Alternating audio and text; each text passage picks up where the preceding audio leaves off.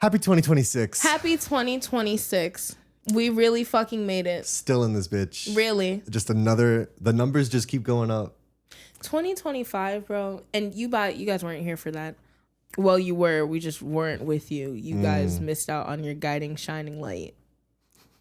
Which I'm so sorry about. We're like the Avatar, gone for like a year and shit fell apart. Look, I'm not saying that correlation equals causation.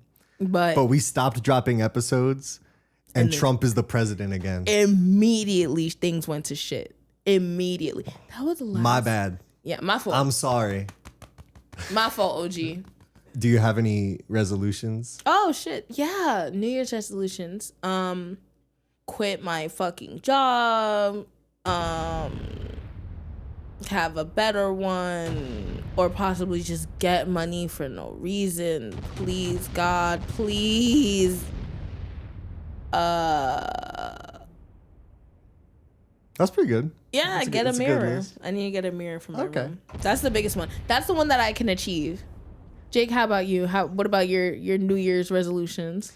I want to drop the Morning Bleezy. I want to drop Do It for the Grand. I want to drop things on Arcola. I want y'all to check them out. I want to grow the page, grow the company, and that'll mean that we're all having a good time making stuff. Yes. I'm gonna eat better. I'm gonna exercise more. I'm gonna. This is the one that like I'm going out on a limb, but I'm going to fix my sleep schedule. Oh my God. I know. Yeah. I know. Yeah. I'm going to desperately attempt to become a morning person. Wow. You know? Yeah, that's a new one. This the first I'm hearing of this, folks. TBH. Like, and I really believe in you. I just don't know. I've never seen that of you in my life. Like today, I genuinely, like when you was in the car, I wanted to text you like, thank you for getting up. Like, cause this is beyond. I haven't seen this shit since 2022. I'm really proud of what we've, built in the last few years. Like we have our people that are, excited that we're coming back. I love y'all. Thank you for supporting. If you are listening to this week, you are considered a day one. Day oneer. You should know that. Love you. And so everything we've built has been built in an era of my life where I'm not super good at waking up on time and just like holding to a routine. I could maybe get a routine going for like 3 days and then I deserve a treat for 3 days of a routine. And then the treat is chilling, which then leads to breaking the routine for 2 weeks, So when Lamar said, we got the same 24, what you mad for? That was the wake up call because what am I doing, bro? So no, I'm gonna get up early and everything's gonna prosper as a result in 2026. I think that was an amazing manifestation. That was perfect. God willing, bro. Good morning. Welcome to the Morning Bleezy Season 3. Let's get into it.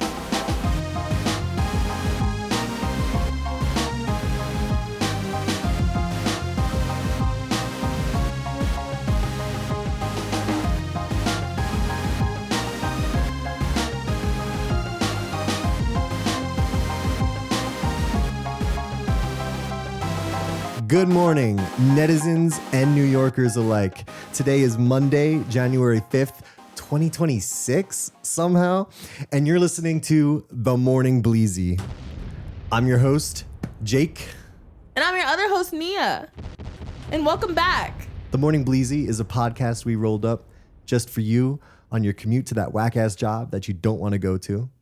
Whether by sidewalk or subway, in the car or on the couch, if you're desperately clinging to the last 30 minutes of your weekend, we're here to help spark it up and make them count with you, all right? In today's episode, Nia, what are we talking about? We're getting into a little bit of everything. I mean, we're really hitting the main topic, obviously, heated rivalry, obviously, 2026, obviously, we are in Mamdanistan, mashallah. Mamdanistani. That's what we're getting into. Put this on as you're leaving the house. We'll get you to work in a better mood because today's the first Monday back. Yeah, it is. It's Monday, January 5th. I guess we're at war with Venezuela. When are we not at war? But it's a new one. That's not great. What is it good for? Let's get into it, though. First up, we have...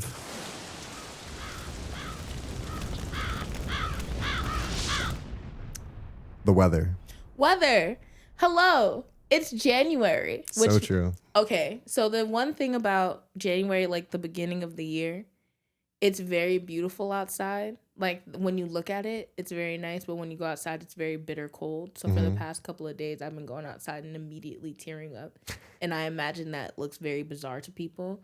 Like when I'm like walking down the streets, very unashamed, like listening to Baby Osama or like Bree Stacks and like rap. I don't realize that I'm doing it. Like I be rapping dumb hard, just with tears coming down your face, streaming down my face, and very likely smoking a vape. Like it must be bizarre. So that's what if you see me like that, it's just a result of the weather. I'll keep that in mind. Yeah. Anytime it starts snowing, I just automatically romanticize whatever the fuck I'm doing. So it's like I might just be walking to the corner to get more dish soap, but I'm like, in New York and it's snowing. In New York in winter, January, holiday time. I was coming out of a fucking gay bar, FaceTiming my parents. And it was snowing and it was New Year's Eve and there was like, psh, like fireworks. That's my sound for fireworks. Psh. Yeah. And it was amazing. It really did. It was a beautiful aesthetic. You know, I'm young and turnt. And it's New Year's Eve. I'm in Brooklyn in Bushwick. You can't get more chill than that. That's actually the least chill shit you could fucking do. You know? But you know, I'm not going to say that we promote smoking cigarettes. I'm just going to say if you're listening to this and you're an adult, you can make your own decisions. Sure. But, you know, smoking a cigarette in the snow while it's snowing. Raw as fuck. Raw as fuck. It's mad aesthetic. It's very pretty. It's beautiful. Experience it. Try it one time. A nice Camel Crush if you can find one. Let's get to fucking traffic.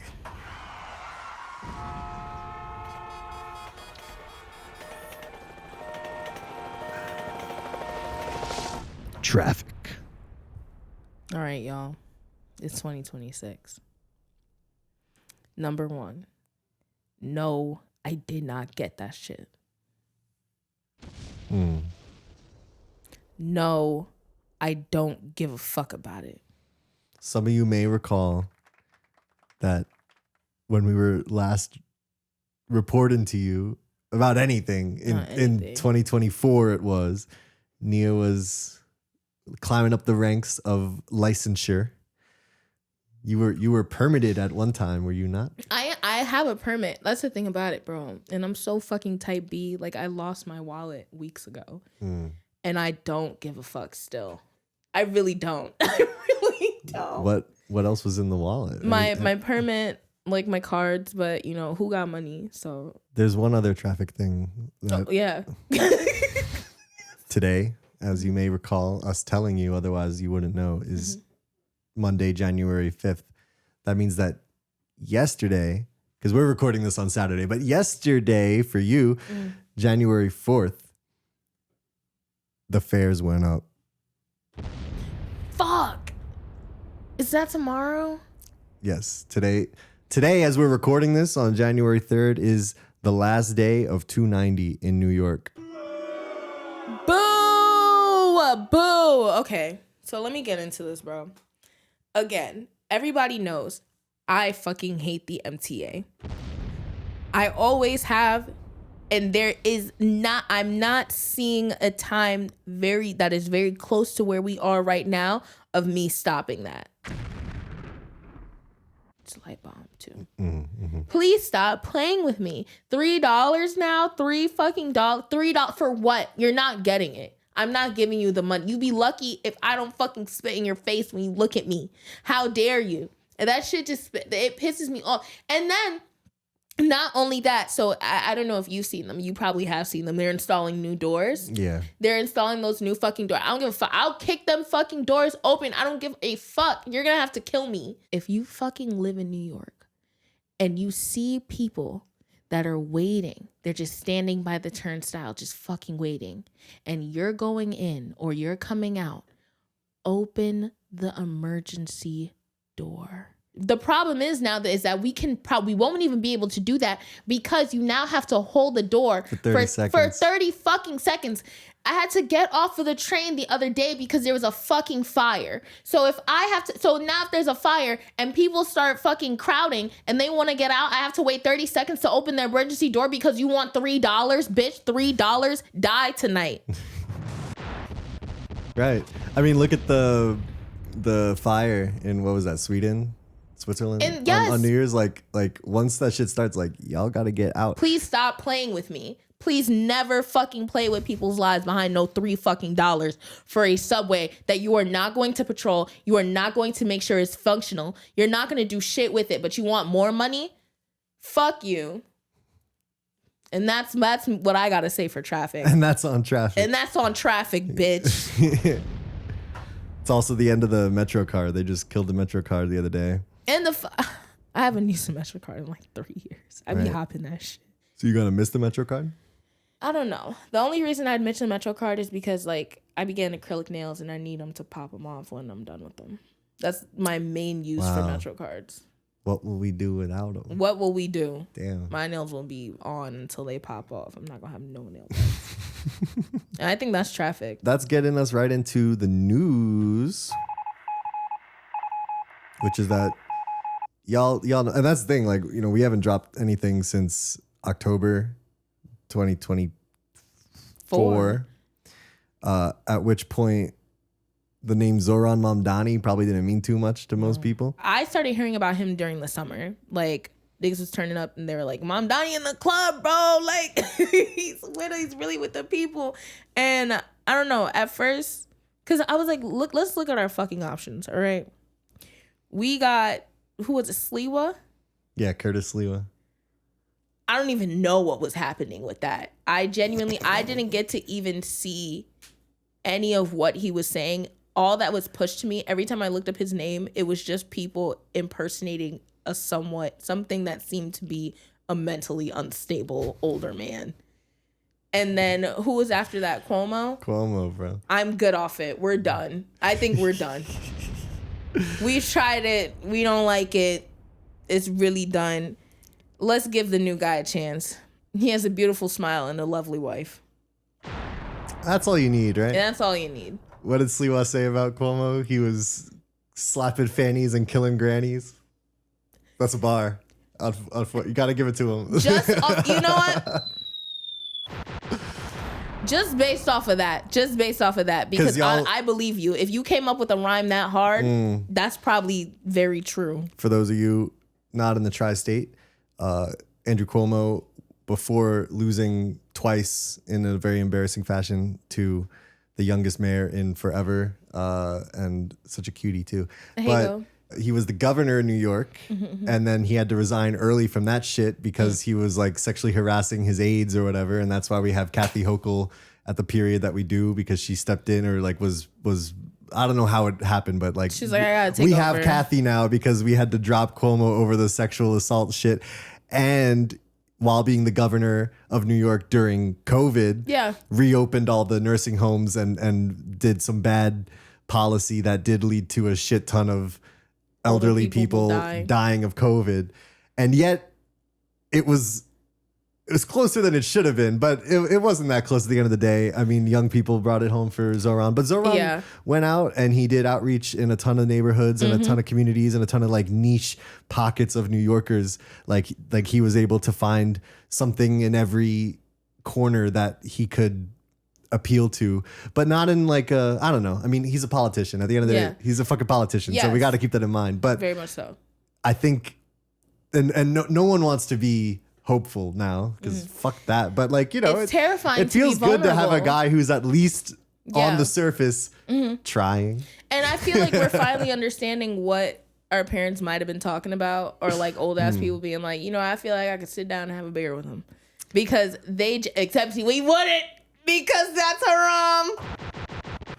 Bro, New York City elected a Muslim immigrant socialist young mayor.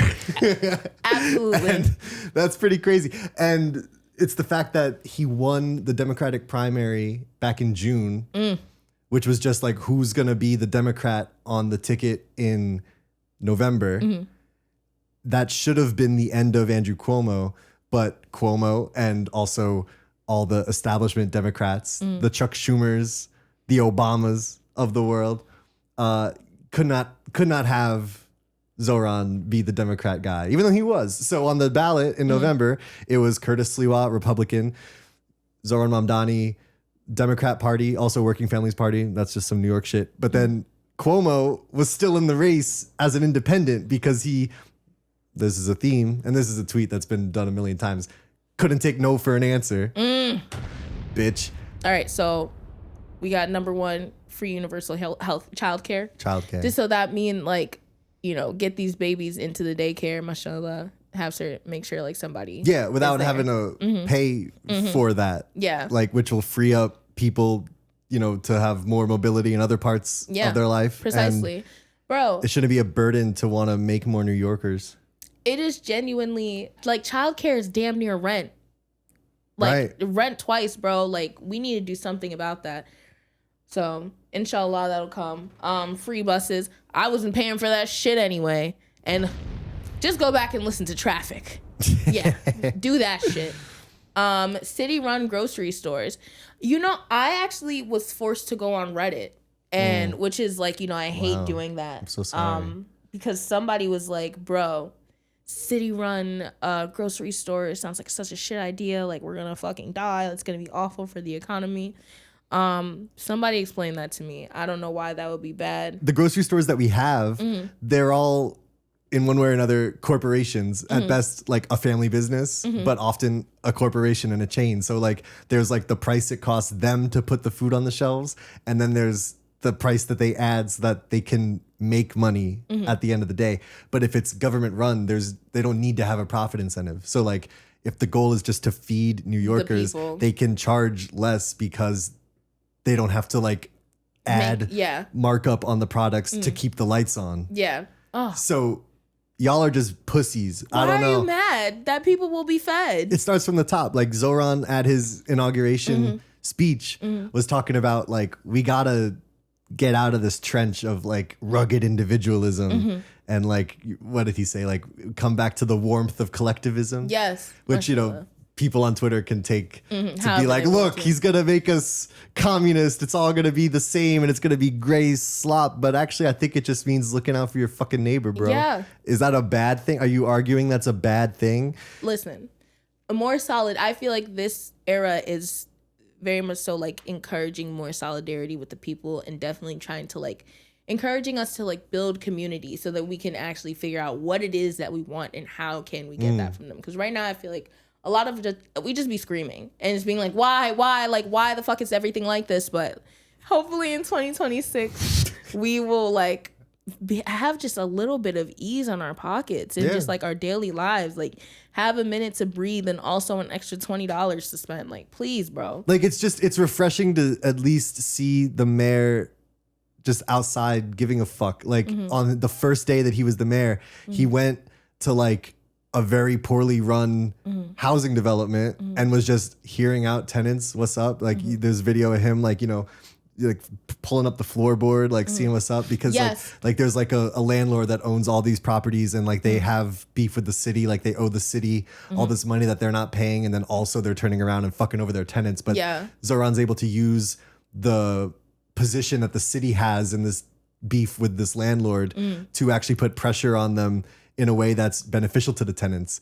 Something that the mayor of New York City's office like could have always done, but hasn't really given a fuck to do till now. Bro, the last time only thing I remember about Eric Adams was when he was like, all right, y'all, we shutting down most things like when it comes to after school programs and shit like that. So we're gonna need the parents to like really come through and just, you know, you're gonna have to take your kids back. Like we don't got nothing to do with them. So just the skewing you see online. Like I saw like a tweet that said like, it was like almost half of New York didn't vote for Mamdani. So how should they feel?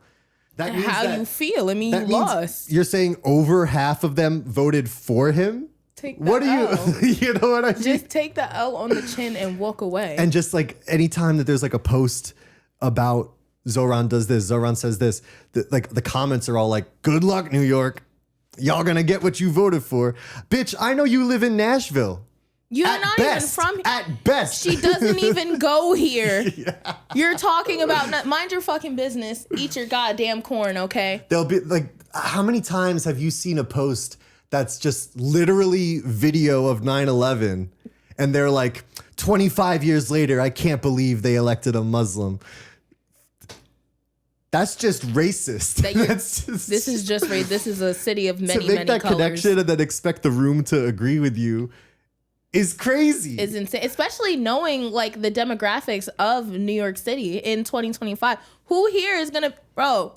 In the city, it's largely young people. We are very, very gay, very like progressive. We're gonna pick Zoran. So now we get into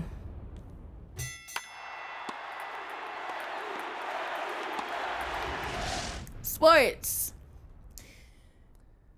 What's up, Nia? I'm excited for once to talk about sports. Huge. And what did it take to get you excited about sports? If anybody knows me, you know I love anime. I love yaoi. I love that shit. I like Explain what that is. I like when the guys kiss. I think it's great. I think it's wholesome. I think we need more of it in the media. I think we need more lesbian and gay love stories that really flesh out the emotions of what it is like to be queer. And right now, we're talking about the hottest sports yaoi in the world of the decade of all time. Mashallah, we are talking about Heated Rivalry. I feel like it connected the dude bros to the fujoshis. Like, if you fuck with anything about hockey, like you're gonna hear about heated rivalry. I'm so sorry. I'm so excited that I'm tongue tied. Like, this shit has taken over my mind, my brain, like my every waking thought. Like, it is a beautiful love story based on the book of the same name, by a nice lady by the name of. It's Rachel Reed, right? Rachel Reed. Shout out Rachel Reed. Thank you for knowing that. You got it. I'm going to let Nia compose herself. Yeah. You want to talk about it? This is a 6-episode? Yes. 6-episode season 1 show adapted from these books, which are described by the author as smut. Not that there's anything wrong with that. No. But the degree to which the creator and the crew and everyone involved in this low budget production. Low budget, by the way. Took it seriously. Look at Stranger Things, a show we will not be discussing. We won't be talking about that. That just ended. Apparently, every episode of the last season cost like $60 million, tens of millions of dollars. And it's like, where do we see that in the product, bitch? That shit looked like a Linkin Park music video. They were paying for Millie Bobby Brown's like daycare. That's where all the money went to. And the fillers. But whatever. This shit was filmed with a fraction of that budget, and it's beautiful. Yes. It's just so well done. And I do fuck with hockey. I've always loved hockey. I was so happy about that because I felt like, you know, if in case like anything did come up about hockey, which it very rarely did I ever have to know anything? Like, I know what a hat trick is now. Like, that's 3 points, right? 3 goals in a game. 3 goals in a game.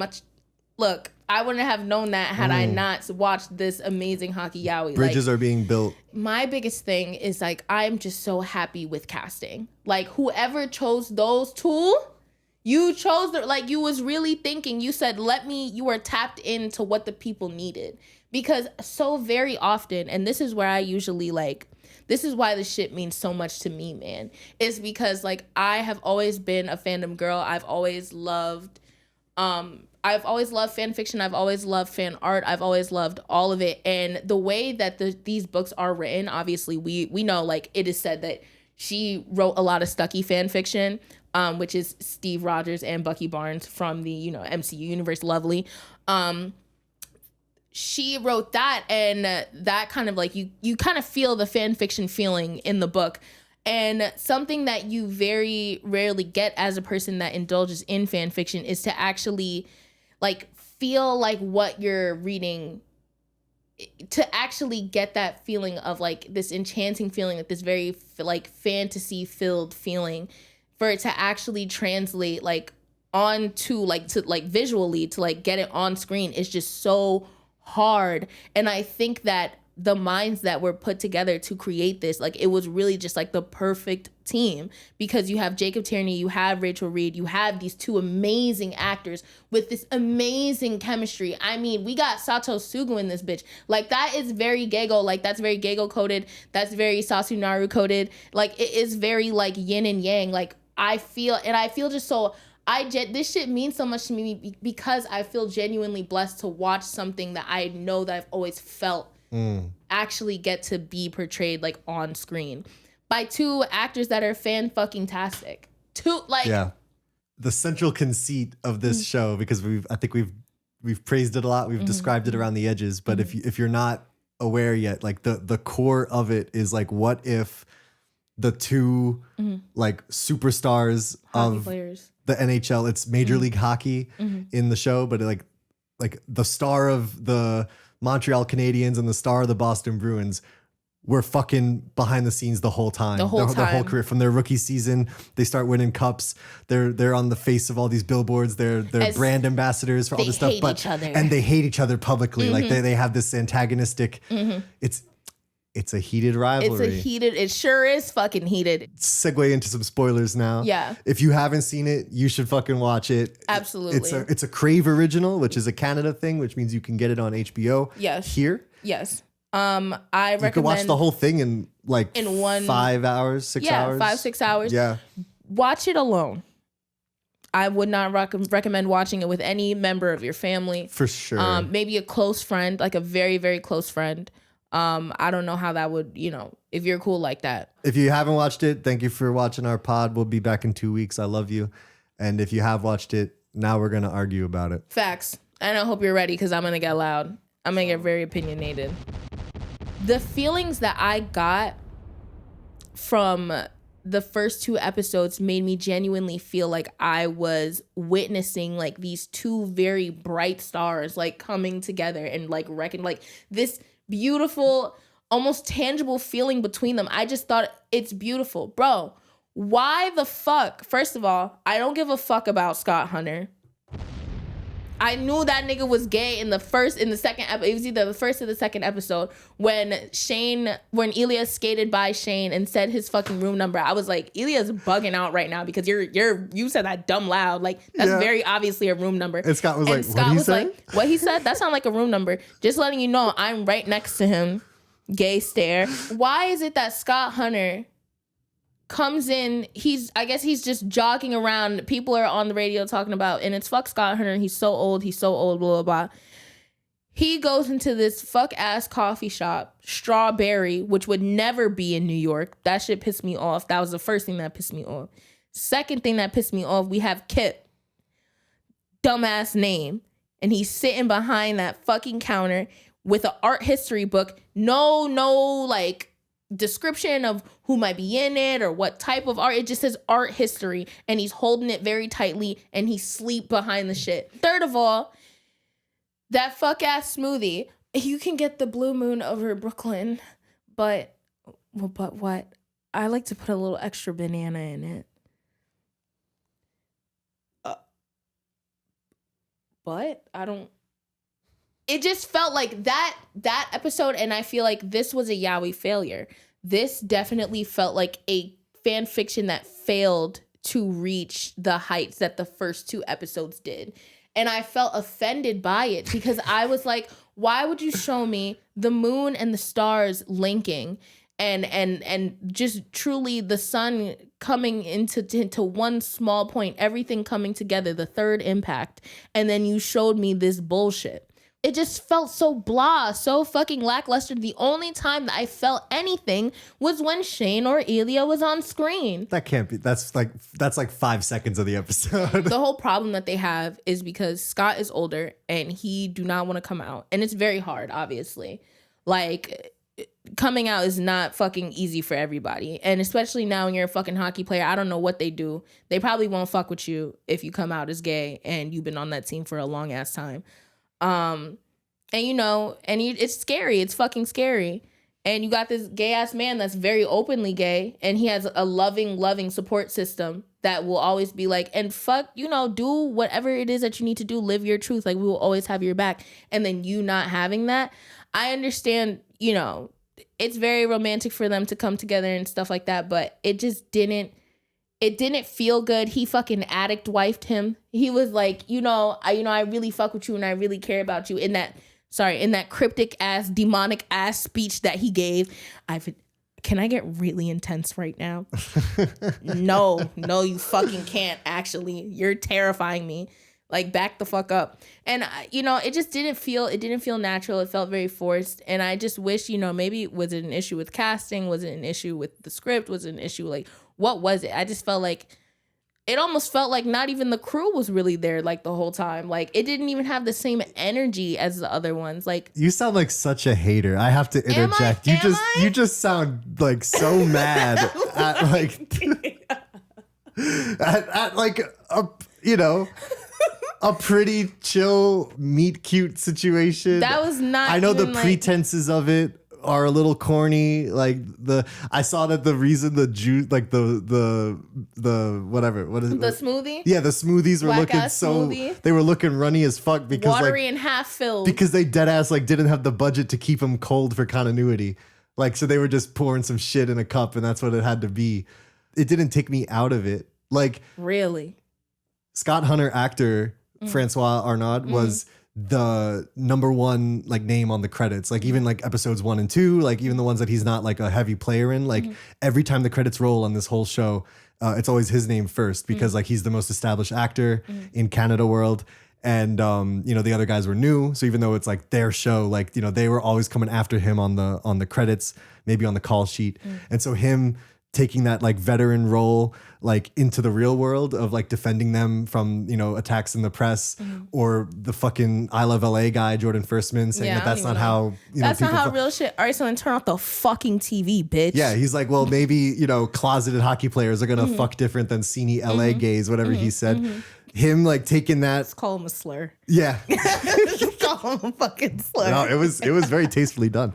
Him taking that like role, like fostering and defending them as an actor, mirroring, his role in the fake NHL world in the show, I think is awesome. But when I was watching it, I had the foreknowledge of like what he was going to do at the end of episode 5. So like I knew where it was going. So maybe I would have been more pissed about episode 3 if like I thought that's all it was, because they do leave you to presume that like Kip was just ignored for like 3 or 4 years before episode 5 rolls around. But like I had seen them winning the cup and him calling him on the ice and all that. I'd seen that on Twitter before I watched episode 3. So like as far as like a bird's eye view on the season goes, like I knew like they had to set up and it had to end not happy so that it could end happy later in the season.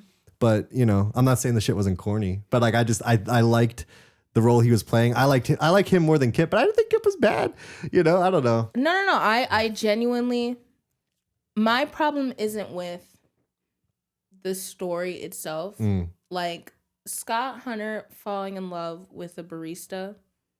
That's a beautiful fan fiction trope. Totally. You can go up or you can go down with it. And I think that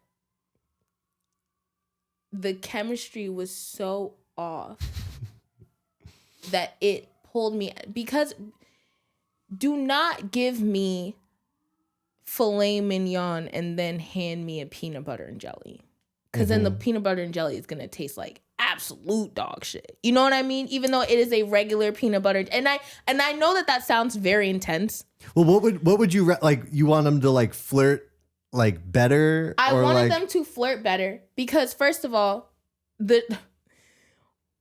if you worked at a store and the man that you thought was cute was kind of cute, he came in and he was like, "Can I drink my smoothie in here in the store?" That's red flag number 1. What the fuck are you talking about? Number 2, if he's sitting there, he just glancing at his phone, glancing up and down. I get it. He's like, can we have a relationship that's not just me walking in and out of the store? Like, can I hang around?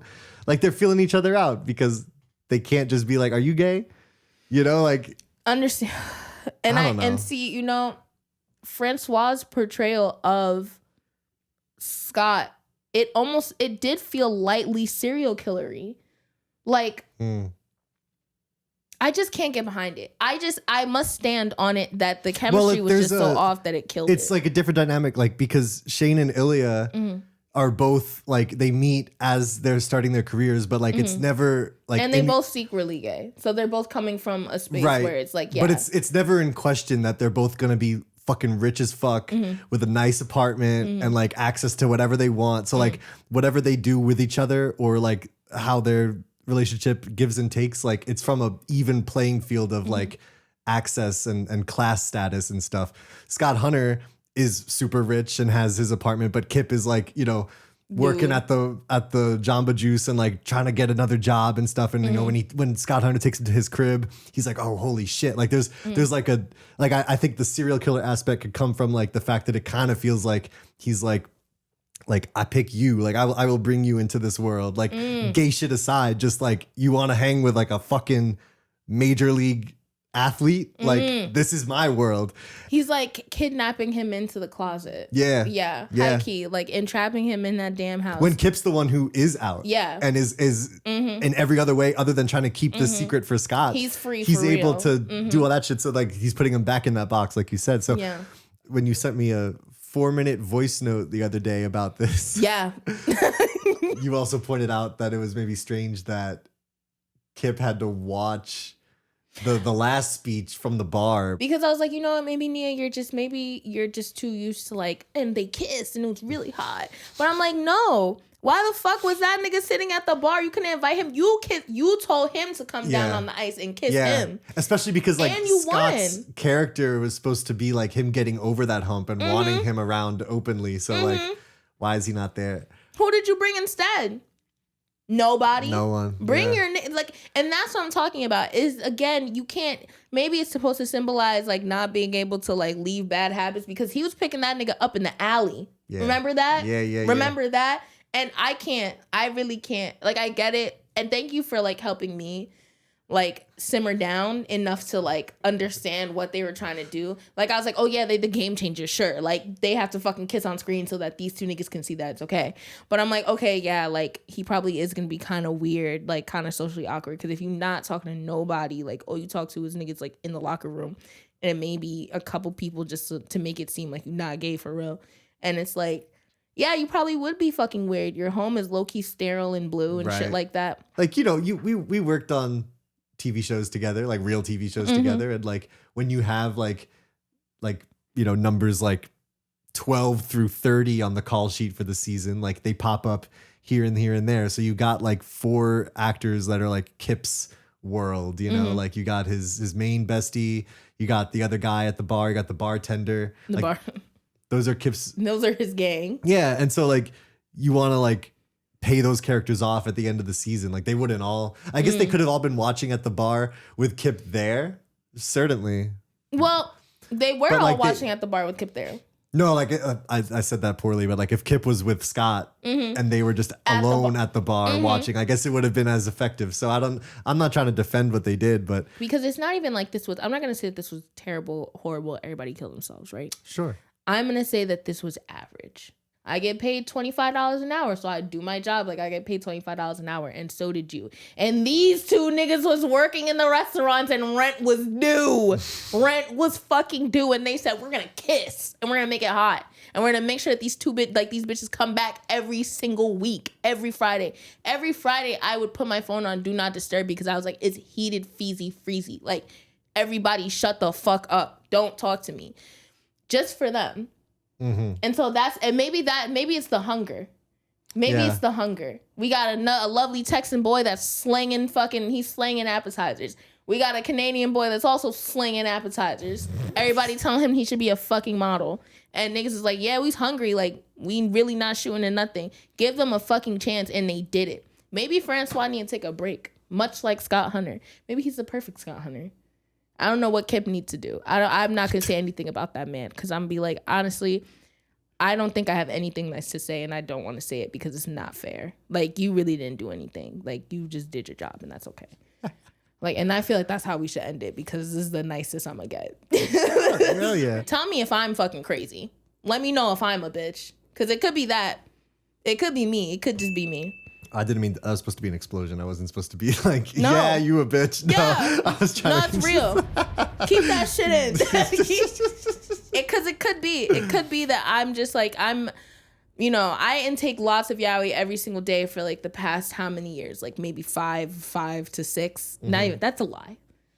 That's a fucking lie. Like 15. Like 15. So I fucking know what the hell I'm talking about. And I just want to know. So let us know what you feel on, you know, Zoran Mamdani. Tell us about your thoughts on Heated Rivalry episode 3 or other. Write, you know, whatever love letter you can to Hudson Williams, and I'll read it on air because I'll very much so agree. Do whatever you want. Don't pay for the train. Don't pay for the bus. We're gonna be back in 2 weeks. We're gonna switch gears to the yang from the yin. We're gonna be talking pluribus. Yes. Next week, Yuri bus.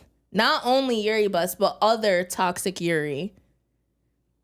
I'm not even gonna let y'all know. You could follow the show at The Morning Bleezy on most platforms. You could go to themorningbleezy.com where you can watch this shit or buy merch. Get our merch. It's so comfy and very pretty.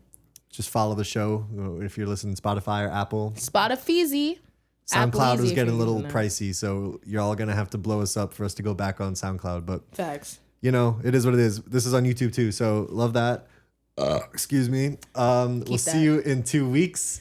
2 weeks. Bleezy out. A fortnight. We're back.